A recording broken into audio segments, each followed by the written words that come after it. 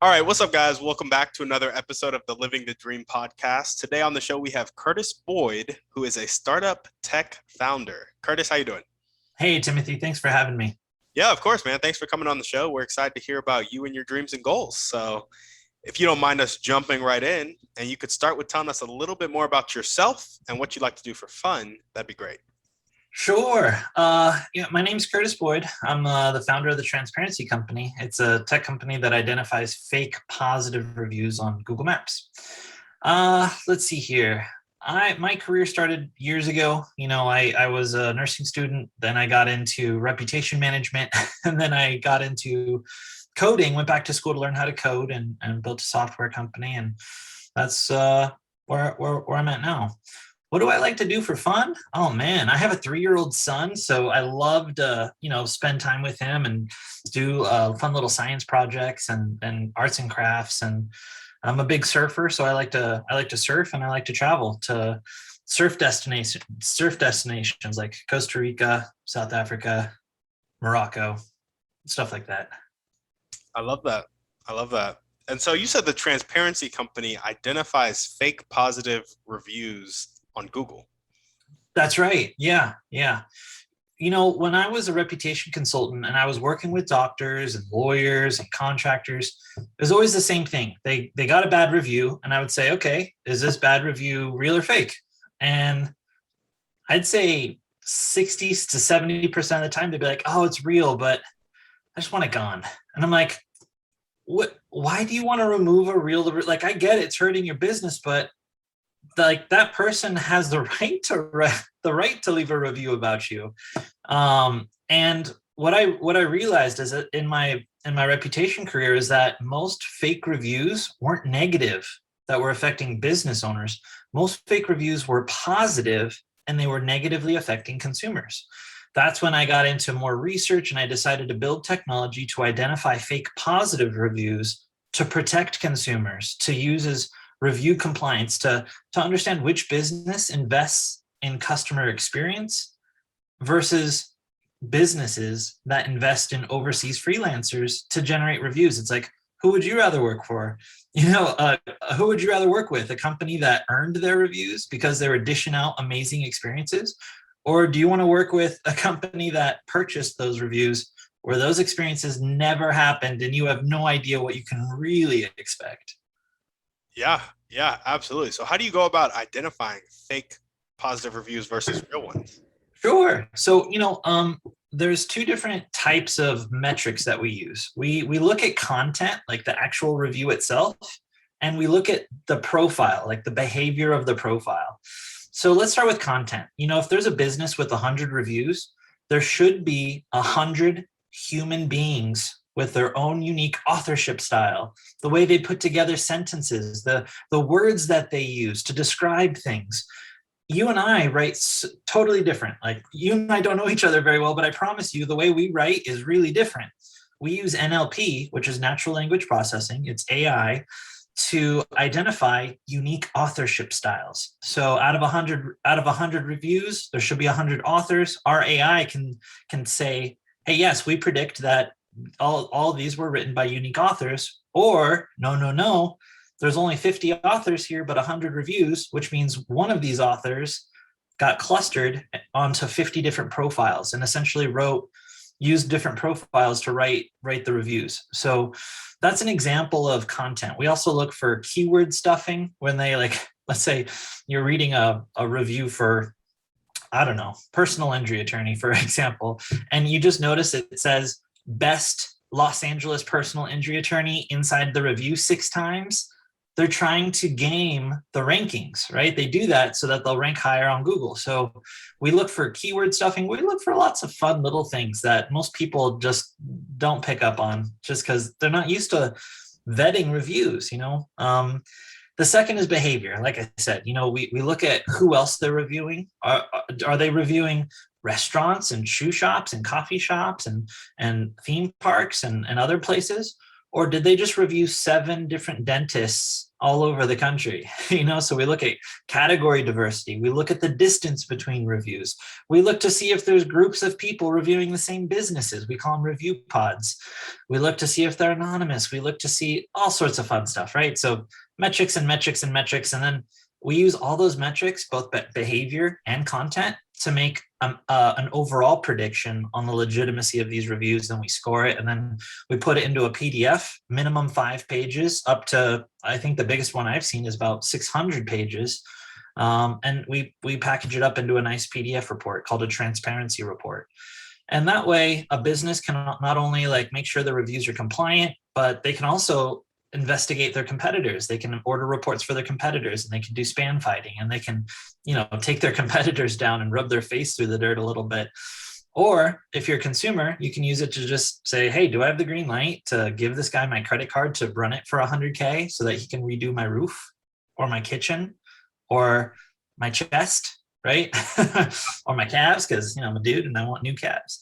I kid, but you know what I mean. Like people spend a lot of money with doctors, lawyers, and contractors. If you're going to invest a 10 to 100K, you might want to hedge your bet a little bit and make sure that those experiences that you're expecting, like when you read those reviews, you kind of expect the same thing for yourself. You want to make sure that those experiences are actually genuine and not purchased for by some freelancer over in, India or Bangladesh. Yeah, absolutely. So you have consumers use your AI, but you also have other businesses use your AI? And we have government that uses our AI. We have a small engagement with the economist at the FTC that started back in June. They ordered or requested 85,000 of our reports for 85,000 different brands. Hopefully we're going to start working with a small attorney general's office in one of the states here in the U.S. And we're also working with government as well, so that they can enforce the law, because fake reviews are illegal. False endorsements is a part of false advertising, which there's so much law on. It's like, don't do it. They just rolled out a new law saying they can bill you up to $45K per fake review. Now the odds of you like getting away with it right now are high, but like the risk is, if you have 20 fake reviews, that's almost $1 million you're putting yourself at risk for. You could put yourself out of business if they decide to come, if you're the unlucky person today, right? And I can tell you, they're buying a lot of our data, and they are going to go after a lot more people pretty soon. But I'll let them announce that. Let the world figure that out. We're just going to try and educate people about fake reviews. Like, most people don't realize how bad of a problem it is. In 2019 and 2020, they disclosed on their blog that they removed 130 million fake reviews in the last 2 years, which is almost 180,000 fake reviews per day. Most people don't know that. Like, they didn't know they're removing 180,000 fake reviews per day. Did you know that? No, dude, I did not know that at all. Most people don't. And Amazon last year removed 500 million reviews. Like, other sites are removing millions of reviews each year. It's a multi-billion-dollar industry. Fake reviews is a multi-billion-dollar industry, and there's no one calling them out because they're so profitable. It's like, why would you spend money identifying it when you could just jump on the bandwagon and start selling some random product or service? You just gotta, buy some fake reviews. You can do it. It doesn't align with me, and I'm a tech guy. I've been in reputation, so I decided to be that guy to build the tech to call people out. Yeah, that is crazy. One, I didn't know fake reviews were such a big deal. And two, I had no idea they were like illegal. So like, even when, oh yeah, so like podcasters, when they do like podcast swap reviews, is that like also illegal, or is it mainly the businesses for? No, that's totally illegal. So I'll send you a link, either during or after our call, and I'll show you what the FTC has to say when it comes to generating endorsements, because reviews fall under the category of endorsements, and they have really fine guidelines on how you're allowed to collect reviews for your product, business, service, whatever, just testimonials, reviews, right? So this network swap, right? doesn't cut it. It's not good. Now I get it. People do it because they want reviews, but you're putting yourself at risk really when you do it. It's not as bad as paying some guy overseas, $100 to get 20 reviews. But the problem is like it's not the method that you got it wasn't super legit. It wasn't from like you didn't inspire a listener out of the blue to leave you feedback. You had to do something for someone else, and now there's bias, there's incentive. So it's like an incentivized review. Mm, Yep. I see. Dude, I'm so glad you told me that because I was just like, why wouldn't somebody just do this, this, and this to get reviews for their podcast? So I'm glad I didn't. Good. I mean, they do it every day. And it's not just podcast reviews on iTunes or Spotify. It's on the app stores, right? It's on Google Maps, where I work in. It's on eBay. It's on Amazon. It's everywhere. Fake reviews is a massive, massive problem in every marketplace. And for the last few years, people are just getting away with everything. And we're hoping to change that, especially with local businesses, doctors, lawyers, contractors, specifically on Google Maps. That's really our specialty, where we can really accurately say, yes, these reviews, they look great, good to go. Or, whoa, hey, let's pump the brakes a second and you should take a look at that because that's pretty fishy. Yeah, that is wild. Fake reviews. Well, there we go. Tell us a bit more about your motivation, what gets you up and keeps you going every day. Oh, you think of your life and like the legacy. You seem like a young man, or I don't know how old you are, but me, I'm 35, and I'm like, You had wow, to my life is. guess. If you had to What's guess, that? if you had to guess how old I am, what would it get? 26. I'd say 25, 26. I'm 22. You are 26? 22. 22. Yeah. You're 22. God bless you. Yeah, that's amazing. 22. I was not very ambitious, let me tell you. But now I'm 35, and I'm already asking the questions like I'm not going to be on this planet forever. What is my legacy? What am I going to leave behind? What impact am I going to have on this planet? Other than hopefully me being a great father and a husband, right, to my son and to my wife, which I work hard on every day. But outside of that, like I'm gonna build better technology, educate more people about this problem, and drive more people to, we have a free Chrome extension that we're actively promoting where consumers can use it for free on the Chrome extension store. But for me, it comes down to like my wanting to leave a bigger legacy, not like ego driven, maybe a little ego driven, but really it's like I've only got, I don't know, 40 good years left in my life to really work hard and actually try and make a positive change on this planet. I'm not trying to cure cancer or solve climate change, but for me, I know that I can solve review fraud and make sure that people hire better doctors, that people hire better lawyers and better contractors. And I get fired up about that because there are some people that you hire, they can ruin your life, really ruin your life. Cut into the wrong part of your body, file the wrong paperwork at court, or just not be very good at what they do. It can really mess you up. So I get really fired about making the online marketplace a better place to make purchasing decisions and solve problems. Yeah, absolutely, man. I love that. And I love that you have found a niche that works for you and that you get excited about because it's just like totally not on my radar. So I'm glad somebody's doing it. Totally. It's a huge world out there, and there's people who've crawled into every little niche. And yeah, for me, I'm into big data. I'm into big data pipelines, crawling,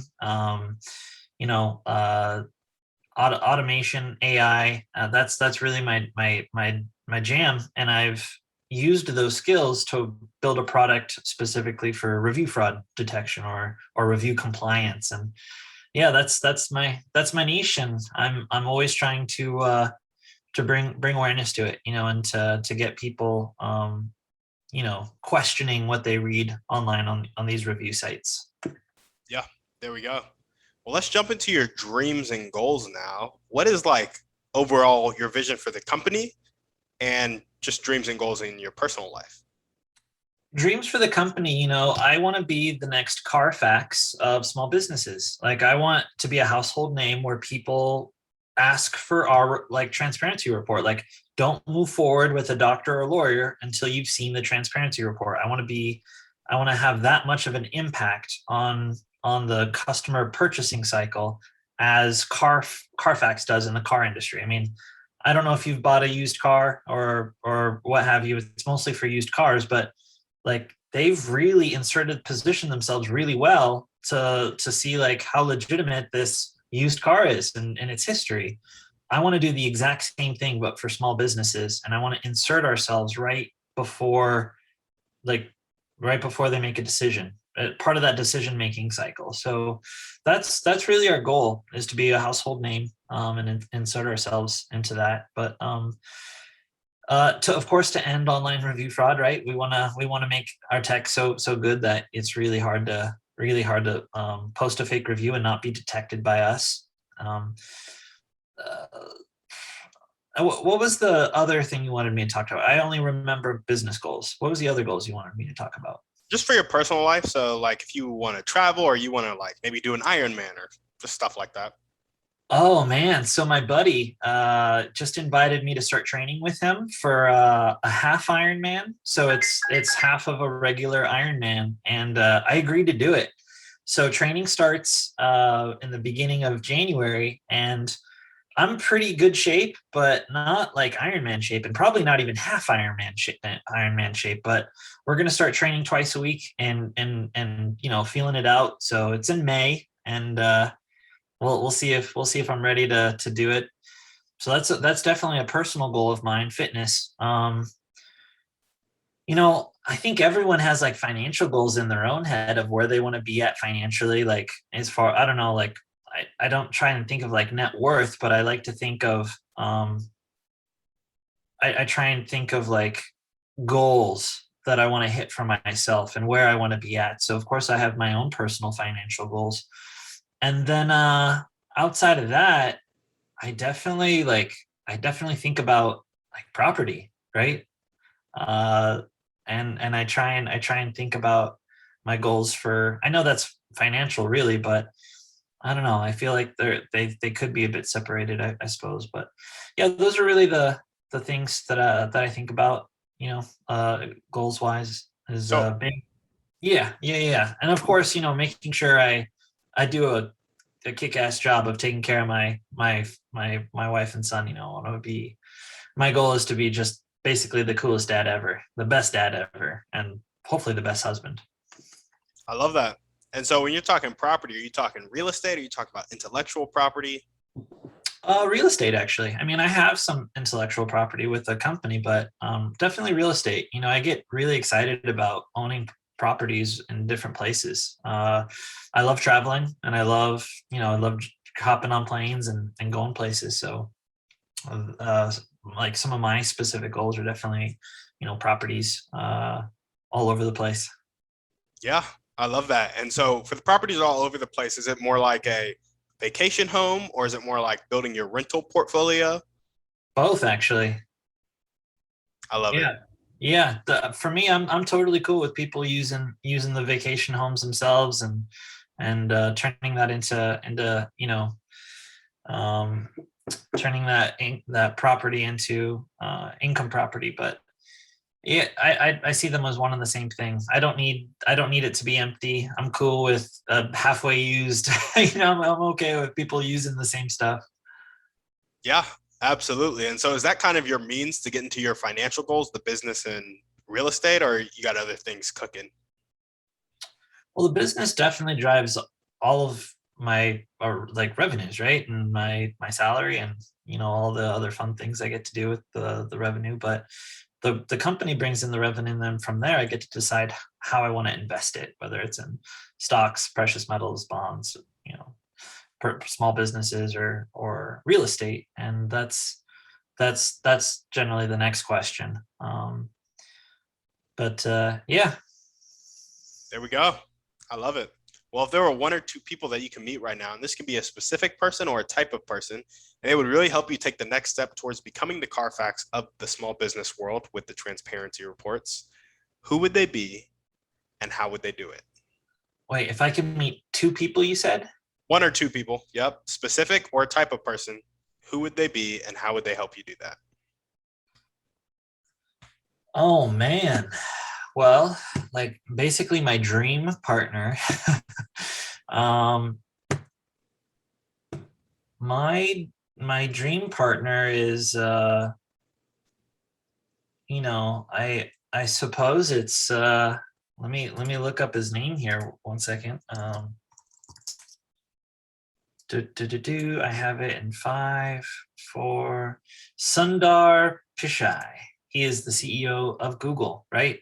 So Sundar has the ability to basically snap his fingers and say, you know what, you guys, if you want to use reviews in your marketing, like obviously we're pretty laissez-faire about our reviews. I mean, they kind of are, but they could implement our tech, and overnight, we could revolutionize Google reviews in the sense that they'll be a lot more legitimate. So I think he would have the most profound impact in regards to like the technology actually being used a lot, because whether you're like, I don't know if you're familiar with the LSA program, local search ads, or just Google business listings, if they were vetted and verified rather than kind of the way they are now, I feel like the world would just be a better place, and he has the power to just make it happen like that. So yeah, that would be him. I don't know if our goals necessarily align when it comes to consumer protection versus business profitability, but at the end of the day, he's still the guy that can make it happen. The second person who I think could also make it happen is really the Federal Trade Commission, and I'm working with them, in a sense to try and do it. So I've already started working on it. The problem is it's government can't really get involved too much with private companies. So I mean, they can, but they can't, like, it's hard to say, hey, you have to use them, right? Because our goal is really to be like, when you go through a red light and there are some states where they take a picture of your driver's license. Yeah. We want to be the technology that records the data, that records the fine, right? The thing that they did wrong, sent to the government so the government can issue a ticket. We essentially want to be the video camera of fake reviews so that we can just capture that data, send it to the government, have them do their thing. So they are like the number two in place where they could implement us right away in a way that's profitable and in a way that makes sense. That's kind of already been proven using, private companies doing the video cameras with auto accidents. It's similar. It's just a different type of law rather than, traffic law. It's advertising law. Yeah, absolutely. And so for Google, would it be a partnership or would they be buying you guys? Either works for me. Yeah. I mean, ideally, I don't want to sell. Like, I love running the company. I love my team. I love the people that I work with. I love continuing to get better and improvement just for the sake of improvement. So I'm in no rush to exit. But if they really want to, if they're serious about, using it on their whole platform and taking and using us, then yeah, I'd definitely sell. There we go.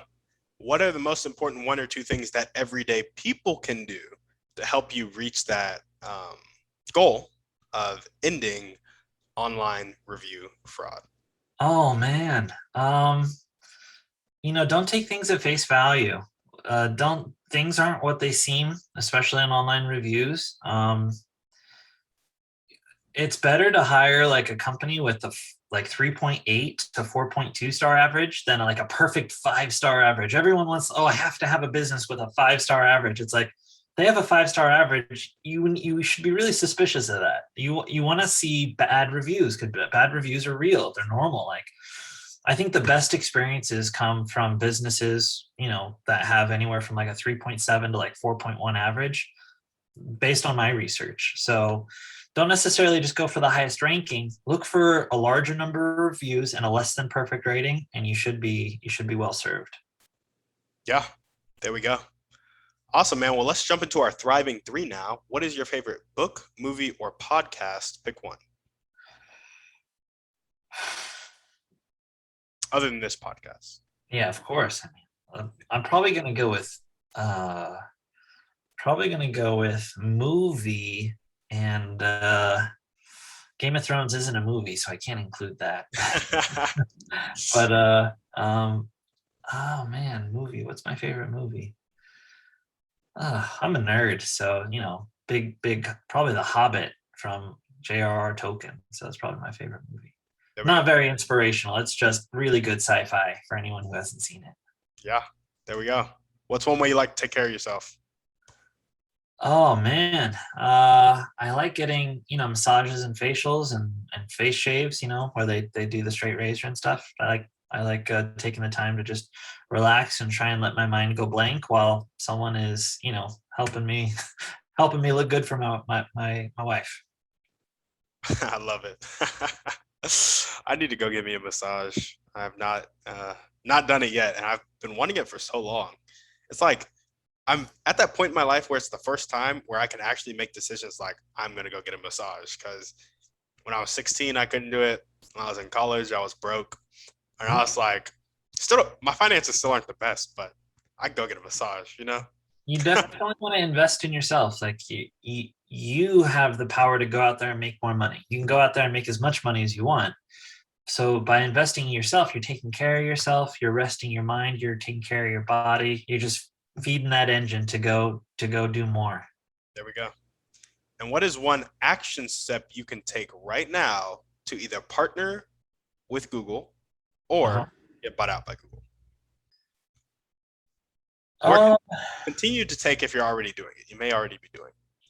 No, I mean, right now we're not trying very hard at all with them specifically. So I guess, reaching out to them would be a great place to start. Just trying to start a conversation. We've been in some pretty big research papers, like, we released we co-published a very large research paper on fake reviews called The State of Review Fraud with a massive company. It's hard to believe they don't know about us. I just feel like we're not necessarily aligned in the way we feel about fake reviews. Like for me, fake reviews is a massive problem. Maybe for them, it's not such a big problem. So, but to your point, like, what could I do? I could definitely start a conversation with them, say hi and say, hey, maybe you've heard of me, maybe you haven't, but my name's Curtis and I detect fake positive reviews on your map software. Yep. There we go. Awesome. Do you think you know anybody who's like maybe 3 connections away from? Totally. Yeah, I could look right now. I've got. I definitely on LinkedIn. I definitely have a second tiered connection to the trust and safety teams over there. Oh yeah, love it. There we go. Well, I got 2 more questions for you. Mm-hmm. Tell us about the power of consistency in your business and in you starting the business. And for those out there who are struggling with consistency, how we can be more consistent. I love that phrase, just the power of consistency, because it is super powerful. Some days you're going to fall on your face, and then you're going to fall on your face again, and the whole day is going to suck, and you're going to wonder, why did this day have to happen? And it's going to be terrible. And then some days, like me this morning, you're going to be doing cartwheels because of how excited you are based on all the hard work you've put into something, right? That something is finally paying off. There's a really good image of 2 diamond miners, right? One diamond miner finally hit it, and the other guy is about to give up, but he's just one more stroke away from hitting it. And it is essentially the moral of the story, like, show up and be consistent. There are like cases, of course, where you actually probably should stop doing what you're doing. To be honest, like, I'm not trying to be mean, but there are cases where you got to know, like, is the juice worth the squeeze? But that comes with interviewing your customers, interviewing, influencers in the space, right? Basically thought leaders in the space. Like, you need to be always talking with them. You need to be talking with your customers and understanding how valuable your product or service is. Because some people just don't do that, and they keep pushing and they keep pushing, and they're not doing the right type of product research. So yeah, if you're really adamant, it's not hard just to get feedback and then do whatever you're doing, but just change it a little bit. Align yourself with the answers that you're getting about your products and your service and how you can do a better job. Um, even there's always something you can take away and learn from and evolve. I think it's really a skill, and once you've adapted that skill, then you're off to the races.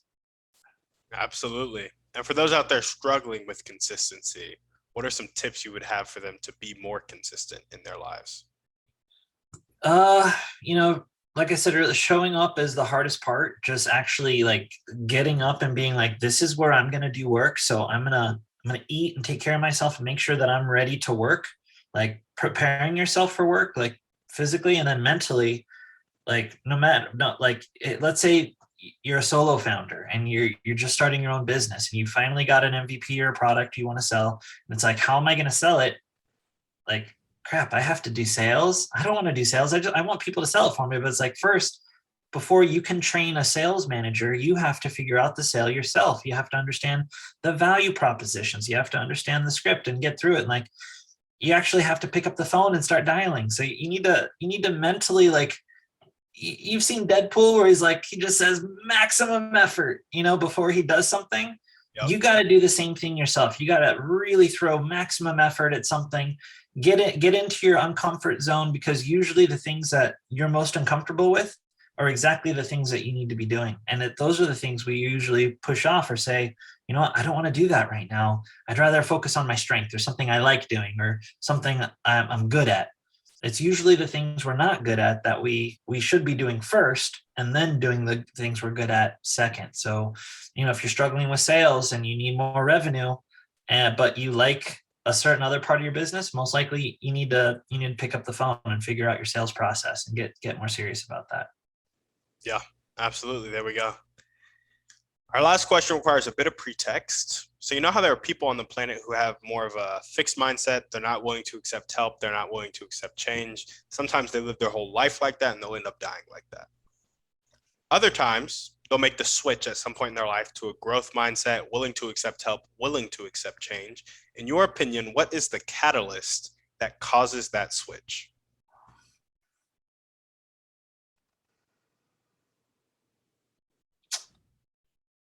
Oh, I think it has to do with like a breakdown of the ego, right? Our ego is what protects us from feeling stupid, from feeling like we're inadequate, right? Or basically kind of this doubt, right? Um, by realizing that it's okay not to know absolutely everything, that it's okay not to know everything. You shouldn't know everything. And if you think you know everything, yikes, like, of course you're not getting anywhere, right? I think it's really a deconstruction of the ego to really understand that there are people out there who are very good at what they do, and your strengths are totally different. I think it comes down to a breakdown of the ego, and then really a understanding of yourself, having a good understanding of an honest understanding of yourself and your own strengths.